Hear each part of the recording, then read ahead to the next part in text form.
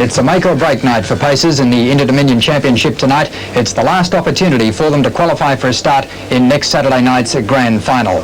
We've seen some very keen racing on the first two nights of the Championship, but none keener than last Wednesday night. It was a night of revivals. Firstly, there was the New Zealand resurgence, a resurgence epitomised by this withering finish from the Auckland champion Mai Mai.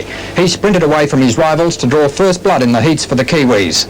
And then the million-dollar pacer Gamalite snubbed the critics of his first-up loss with a convincing victory over the series' second favourite, Black Irish. The Victorian was back on target for his second successive championship.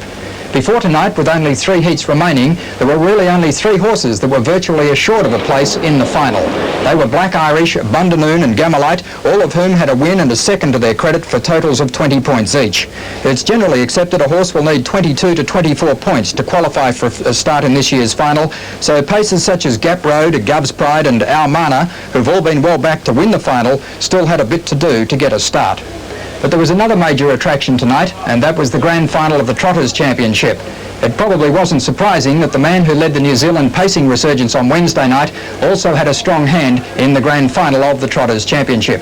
Paddy Timmins drives the rapidly improving pacer Mai Mai, and he also drives the champion trotter Sir Castleton. Sir Castleton made the Trotters Grand Final by winning both its heats. Paddy, I think a lot of people were disappointed with the performance of the New Zealand horses, particularly the pacers on the first night. Were you concerned at that stage? Yes, the whole camp was concerned really. We had a very long trip to get here, and they were tired horses the first night. We were very worried about how they'd go the first night, and we had to try and get points.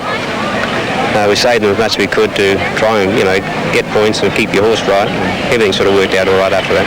Well, almost without exception, they improved last Wednesday night, and particularly Mai Mai. Had you anticipated the improvement to that degree? Yes, he'd done very well since the first night, and he is a horse that has a lot of potential over a mile. The race was run to suit him, and in the morning I thought it was going to take a dash good horse to beat him. Well, these heats tonight are almost twice as long as they were last Wednesday night. How would you expect him to perform in these heats? Well, he has gone some good staying race at home. He's only got one fault. Sometimes he can pull hard. When he pulls himself out, but I'm just hoping he goes out and relaxes. He'll go the distance if he does. Can we expect the New Zealand pacers to continue their improvement throughout the rest of the series? I would think so, yes. Well, let's talk... Sorry, go on. No. Well, let's talk now about the Trotters, and before we talk about Sir Castleton in particular, as a driver of both Trotters and pacers, is there different skills required? Well, possibly. A trotter, you've got to balance them up a wee bit more. I have a favour for Trotters myself.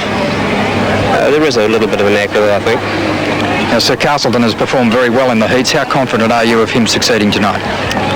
Well, you can never be overconfident with racing, but the owner, Mr. McPherson, he's very confident, and I'm quite confident too, really. He's certainly drawn very well, hasn't he? He has, yes. Is that going to be to his advantage, particularly when you look at Scotch Notch? Well, she's drawn the second row. At least I'm going to know where he is early anyway. He's going to be following me.